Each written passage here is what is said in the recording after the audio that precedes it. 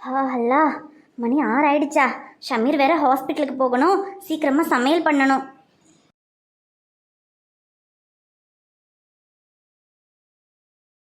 அட ஆயிஷா, என்னம்மா நேரத்துலேயே எழுந்துட்டியா? ஆமாம் ஆண்டி, நேரத்துலேயே எழுந்துட்டேன். காலையிலக்கு இட்லியும் புதினா சட்னியும் பண்ணியிருக்கேன். நீங்கள் என்ன பண்ணுவீங்கன்னு தெரியல, எனக்கு தெரிஞ்சதை நான் பண்ணியிருக்கேன் ஆண்டி. என்னது, இவ்வளோ சீக்கிரம் காலையிலக்கு சமைச்சிட்டியா?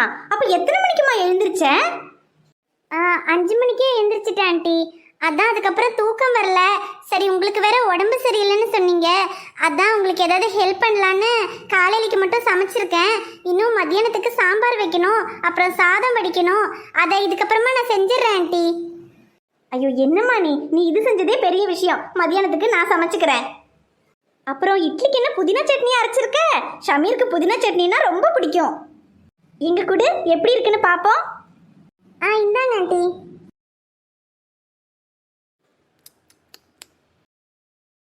அம்மாடி ஆயிஷா, புதினா சட்னி பிரமாதமா இருக்கு. நான் அரைச்சா கூட இவ்வளோ டேஸ்டா வராது. ஐயா ஆண்டி, நீங்க வேற, நானே ஏதோ எனக்கு தெரிஞ்சதை வச்சுதான் செஞ்சிருக்கேன். ஐயோ இல்லம்மா ஆயிஷா, நான் சும்மா சொல்லல, உண்மையாவே ரொம்ப டேஸ்டா இருக்கு. Thanks aunty. இந்த ஒரு சட்னில இருந்தே உன்னோட கைப்பக்குவம் என்னன்னு எனக்கு தெரிஞ்சிருச்சு. உன் கைப்பக்குவம் உண்மையாவே ரொம்ப நல்லா இருக்குமா ஆயிஷா. இவ்வளோ சின்ன வயசுல எவ்வளோ பொறுப்பா இருக்க, என்ன அருமையா சமைக்கிற. என் பொண்ணு சாராவும் தான் இருக்கா. இந்நேரத்துல பாரு, நல்லா இழுத்து போத்திட்டு தூங்கிட்டு இருப்பா. என்ன சாரான்னு நம்ம பேர் அடிப்படுது, நம்மளை பத்தி என்ன பேசிட்டு இருக்காங்க? அம்மா வா சாரா, உன்னை பத்தி தான் பேசிக்கிட்டு இருந்தோம். மகாராணி இன்னைக்கு நேரத்துலயே முடிச்சிட்டீங்க போல. என்னது மகாராணியா? என்னம்மா பேச்செல்லாம் ஒரு சைஸா இருக்கு. தண்ணி தாக எடுத்துச்சு, எந்திரிச்சு தண்ணி குடிக்கலாம். நாங்க பாட்டில்ல பார்த்தா தண்ணியும் தீந்துருக்கு. அதான் சரி தண்ணி குடிச்சிட்டு போய் தூங்கலான்னு வந்தேன். பாத்தியா மாயிஷா, நான் சொல்லல, இதுதான் என் மகளோட பொறுப்பு. என்ன 2 பேரும் சேர்ந்துக்கிட்டு நம்மளையே ஓட்டுறாங்க. இப்ப தண்ணி குடிக்க வந்தது ஒரு தப்பா? ஏ சாரா, ஆயிஷாவை பாரு, அவன் உன் ஃப்ரெண்டு தானே. என்ன அழகா நேரத்துல எந்திரிச்சு காலையிலக்கு இட்லியும் புதினா சட்னியும் செஞ்சிருக்கா. என்னைக்காவது ஒரு நாளைக்கு நீ இந்த மாதிரி நேரத்துல எந்திரிச்சு சமைச்சிருக்கியா? சரி, சமைக்க கூட வேண்டாம், நான் சமைக்கும் போது கூட வந்து நின்று ஏதாவது உதவியாவது பண்ணியிருக்கியா? அதுலயும் எனக்கு உடம்பு வேற சரியில்லை, அப்பவாவது ஏதாவது உதவி பண்ணணும்னு உனக்கு தோணி இருக்கா? காலையில 8 மணி 9 மணிக்கு எந்திரிக்க வேண்டியது, எந்திரிச்சதும் ஐயோ காலேஜுக்கு நேரமாச்சுன்னு ரெடி ஆயிட்டு காலேஜுக்கு ஓடிட வேண்டியது. அப்புறம் சாயந்தரம் மெல்லமா வந்து படிக்கிறேன்னு சொல்லி புக்கையும் விரிச்சு வச்சு உட்காந்துட வேண்டியது. அப்புறம் சாப்பிட்ற நேரத்துக்கு வந்து நல்லா கொட்டிக்கிட்டு திரும்ப போய் தூங்கிட வேண்டியது. இதை தான் இந்த வீட்டில் நீ பண்ணிக்கிட்டு இருக்க. ஆனா நேத்து வந்த பொண்ணு ஆயிஷா, அவ எனக்கு உடம்பு சரியில்லைன்னு சொல்லி நேரத்துல எந்திரிச்சு சமைச்சிருக்கா. நீ அவ ஃப்ரெண்டு தானே, அவ கூட இருந்துமா அவளுடைய நல்ல குணம் எதுவுமே உனக்கு வரல? எது அவன் நல்ல குணம் எனக்கு வரணுமா? சரிதான், அவளே உங்களை ஐஸ் வைக்கிறதுக்காக இதெல்லாம் பண்ணிக்கிட்டு இருக்கா. எனக்கு என்ன தலையெழுத்தா? இவ அம்மா அப்பா கிட்ட நல்ல பேர் வாங்குறதுக்குள்ள நமக்கு இருக்கிற பேரையும் டேமேஜ் பண்ணிடுவா போலயே.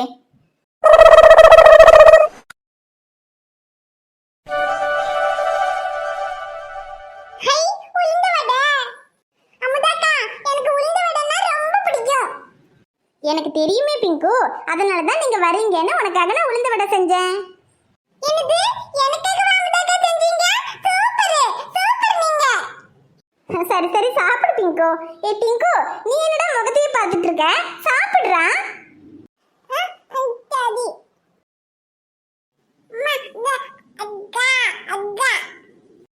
அக்காவா? ஆமா, அக்கா அண்ணன் 2 பேரும் வந்திருக்காங்க பத்தியா? உங்க கூட விளையாட தான் வந்திருக்காங்க. அக்காவும் அண்ணாவும் சாப்பிட்டுட்டு அதுக்கப்புறமா விளையாட வருவாங்க, சரியா? சரி, 2 பேரும் சமத்தா சேட்டை பண்ணாம இங்கே இருங்க. அப்பா சாப்பிட்டுட்டாரா என்னன்னு தெரியல, தோட்டத்துக்கு வேற கிளம்புனவரு. நான் போய் அப்பா என்ன பண்றாருன்னு பார்த்துட்டு வரேன். எனக்கு பிடிச்ச உளுந்த வடை. ஞம் ஞம் ஞம் ஞம் ஞம் ஞம். ஞம் ஞம் ஞம். செம்ம டேஸ்ட், சூப்பரா இருந்துச்சு. ஆனா என்ன, ஒரே வாயில முடிஞ்சு போச்சு. மொட்டை தட்டுல உளுந்து வடை அப்படியே இருக்கு. என்ன வச்சிங்காம அப்படியே வச்சிருக்கா? ஒருவேளை உனக்கு வேண்டாமோ? ஏ மொட்டை, என்ன பிங்கோ?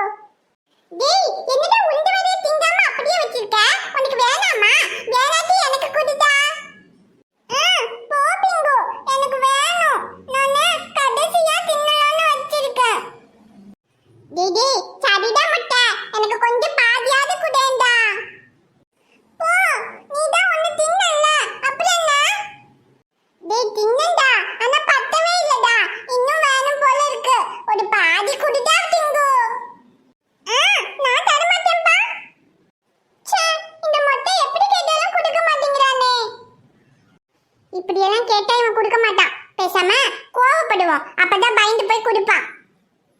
டேய் டிங்கு மொட்டை, என்னடா நான் உன்னோட அக்கா, எனக்கே தர மாட்டேவியா? ஒழுங்கா குடுடா.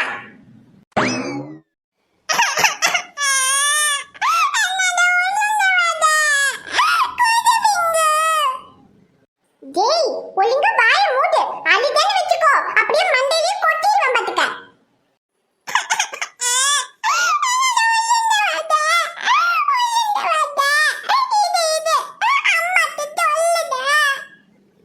சொல்லிக்கோ, சொம்பெடுத்து மாட்டிக்கோ, தத்ததததா, எனக்கு ஒண்ணும் பயம் இல்ல. இந்த உளுந்த வடையை இப்ப நான் சாப்பிட போறேன்.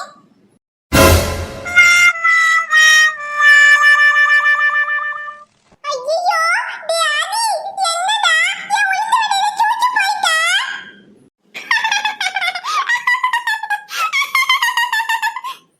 டேய் மொட்டை, என்னடா சிரிப்பு? பிங்கு, என்ன ஏமாத்தி உளுந்த வடை எடுத்தல்ல, அதான் உனக்கே உளுந்த வடை கிடைக்காம போயிடுச்சு. இவன் சொல்றது உண்மைதான் போல, ஏமாத்தி எடுத்தனாலதான் நமக்கு கிடைக்காம போயிடுச்சு. ஃப்ரெண்ட்ஸ், நீங்களும் யாரையும் ஏமாத்தாதீங்க. ஏமாத்தி நம்ம ஒரு பொருளை எடுத்தோம்னா அந்த பொருள் நமக்கு நிலைக்காது. இப்ப பாத்தீங்களா, இந்த உளுந்த வடை எனக்கு கிடைக்காம போயிடுச்சுல, அந்த மாதிரி தான்.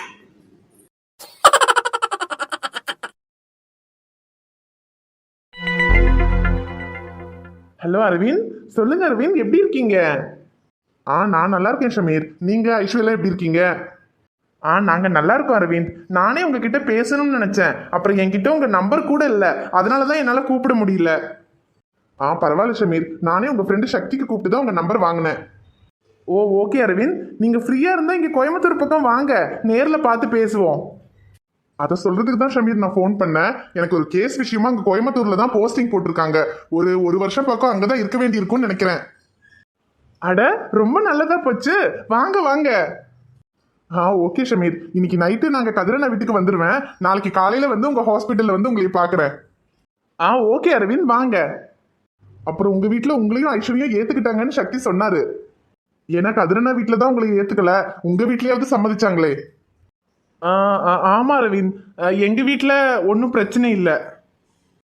அந்த விதத்தில் சந்தோஷம்தான். சரி, நான் நாளைக்கு வந்து உங்களை பார்க்குறேன். வாங்க அரவிந்த். நம்ம வீட்டில் இன்னும் ஐஸ்வர்யும் நம்மளையும் ஏற்றுக்கல, கல்யாணமான விஷயம் கூட தெரியாதுன்னு அரவிந்த் கிட்ட சொன்னா, அப்புறம் அவர் அது தெரியாமல் ஐஸ்வர் வீட்டில் சொல்லிட்டாருன்னா பாவம், அவங்களும் அதை யோசிச்சு ரொம்ப கவலைப்படுவாங்க. எதுக்கு வேண்டாம், ஏதோ நம்ம வீட்லையாவது நம்மளை ஏற்றுக்கிட்டாங்கன்னு நம்பிட்டு தான் ஐஷோட வீட்டில் கொஞ்சம் நிம்மதியாக இருக்காங்க. இனி அது கூட இல்லாம ஆக வேண்டாம். இப்போதைக்கு இப்படியே போகட்டும், அப்புறம் உண்மை தெரியும் போது பார்த்துக்கலாம். சார், நான் நேற்று வேலைக்கு சொல்லியிருந்தேனே, அது இந்த பொண்ணுக்கு தான் சார். Okay sister. உங்கள் பேர் என்ன படிச்சிருக்கீங்க? சார், என் பேர் சீதா. நான் நர்சிங் ட்ரைனிங் முடிச்சிருக்கேன் சார். இங்கே பாருங்க சீதா, இங்கே எல்லாம் பிஎஸ்சி நர்சிங், எம்எஸ்சி நர்சிங், அப்புறம் பிஹெச்டி எல்லாம் முடிச்சவங்க தான் ஒர்க் பண்ணிக்கிட்டு இருக்காங்க. நர்சிங் ட்ரைனிங் படித்தவங்களை எல்லாம் நான் வேலைக்கு எடுக்கிறது இல்லை. ஆனால் சிஸ்டர் உங்களை பற்றி சொன்னாங்க, நீங்கள் பாவம் யாரும் இல்லை, ரொம்ப கஷ்டப்படுறீங்கன்னு சொன்னாங்க. அதனால தான் உங்களுக்கு வேலை கொடுக்கறதுக்கு நான் சம்மதிச்சிருக்கேன். உங்களுக்கு ஏதாவது தெரியலைன்னா சிஸ்டர் கிட்ட கேட்டு பண்ணுங்க. சிஸ்டர், அவங்களுக்கு எல்லாம் சொல்லி கொடுங்க. Okay doctor. அப்புறம் சார், சீதாவுக்கு வேற யாரும் இல்லை, பையனை அடுத்த ஜூனில் ஸ்கூலில் சேர்த்திடுவாங்க. இந்த ஒரு மாதம் மட்டும் பையனை எங்கேயும் விடுறதுக்கு வழி இல்லை, பார்த்துக்க யாரும் இல்லை. அதனால் இங்கே ஹாஸ்பிட்டலுக்கே கூட்டிகிட்டு வரேன்னு சொல்கிறாங்க. அதான் என்ன பண்ணுறதுன்னு தெரியல சார். எனது ஹாஸ்பிட்டலுக்கு கூட்டிகிட்டு வர்றதா? பையனை ஹாஸ்பிட்டலுக்கு கூட்டிகிட்டு வந்து எப்படி நீங்கள் வேலை பார்ப்பீங்க? இல்லை சார், அவன் ஒரு ஓரமாக இருந்துக்குவான், எந்த தொல்லையும் பண்ண மாட்டான். நான் வேலை முடிச்சு போகும்போது அவனை கூட்டிகிட்டு போய்க்கிறேன் சார். அவனை எங்கேயும் விடுறதுக்கு வழி இல்லை, ரொம்ப சின்ன பையன். கொஞ்சம் பெரிய பையனாக இருந்தால் கூட வீட்டில் தனியாக விட்டுட்டு வந்துடுவேன். ஆனால் சின்ன குழந்தை சார், 3 வயசு தான் ஆகுது. என்ன சீதா, நீங்க பையனை எப்படி ஹாஸ்பிட்டல்ல கூட்டிட்டு வந்து வேலை பார்ப்பீங்க? இது என்ன ஒரு இடத்துல உட்கார்ந்து செய்யற சிஸ்டம் வேலையா? பக்கத்துல பையனை உட்கார வச்சுட்டு வேலை பார்க்கலான்னு சொல்றதுக்கு இது நர்ஸ் வேலைமா. ஒரு பேஷண்ட் வரும்போது நீங்க அவங்கள பார்ப்பீங்களா இல்ல பையனை பார்த்துட்டு இருப்பீங்களா? அதுவும் இல்லாம 4 பேர் வந்து போற இடம், யாரு வராங்க யாரு போறாங்கன்னு நமக்கு தெரியாது. பையனை எப்படி நீங்க கவனிச்சுப்பீங்க? எப்ப பார்த்தாலும் பையன் மேலேயே ஒரு கண்ணு உங்களால வைக்க முடியுமா? அதெல்லாம் சரிப்பட்டு வராது. இங்க நம்ம ஹாஸ்பிட்டல் பக்கத்துல ஒரு ப்ரீ ஸ்கூல் இருக்கு. அங்க வேணா பையனை இந்த 1 மாசத்துக்கு சேர்த்துங்க. அதுக்குண்டான ஃபீஸை கூட நானே கட்டுறேன். சரிங்க சார், இந்த உதவியை நான் மறக்கவே மாட்டேன் சார். ரொம்ப நன்றி சார். அதெல்லாம் பரவாயில்ல. நாளைக்கே அங்க சொல்லி பையனை சேர்த்திட்டு அதுக்கப்புறமா வேலைக்கு வாங்க. Okay sir. ஹலோ, உங்க பேர் என்ன? தீரன். தீரன், பேர் சூப்பரா இருக்கே. ஐயோ, இப்போ உங்களுக்கு கொடுக்கறதுக்கு அங்கிள் கிட்ட சாக்லேட் இல்ல. நாளைக்கு வரும்போது அம்மா கூட வாங்க. அப்ப அங்கிள் உங்களுக்கு சாக்லேட் வாங்கி வைக்கிறேன். சரியா? சரி. ஸ்வீட் பாய். ஓகே சீதா, அப்ப நாளைக்கே நீங்க ஜாயின் பண்ணிருங்க. வரும்போது உங்க சர்டிபிகேட் எல்லாம் கொண்டு வாங்க. Okay sir.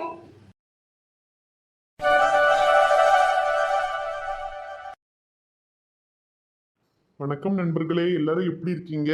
நிச்சயமா நலமா இருப்பீங்கன்னு நம்புறோம். இந்த வீடியோ உங்களுக்கு பிடிச்சிருந்தா மறக்காம வீடியோவுக்கு ஒரு லைக் போடுங்க. வீடியோ எப்படி இருந்துச்சுன்னு மறக்காம கமெண்ட்ல சொல்லுங்க. வீடியோவை உங்க ஃப்ரெண்ட்ஸுக்கும் ஃபேமிலிக்கும் ஷேர் பண்ணுங்க. சேனலை இன்னும் நீங்க சப்ஸ்கிரைப் பண்ணலைன்னா மறக்காம சப்ஸ்கிரைப் பண்ணிக்கங்க. நாளைக்கு ஒரு சூப்பரான வீடியோல நாங்க உங்களை பார்க்க வரோம். பாய்.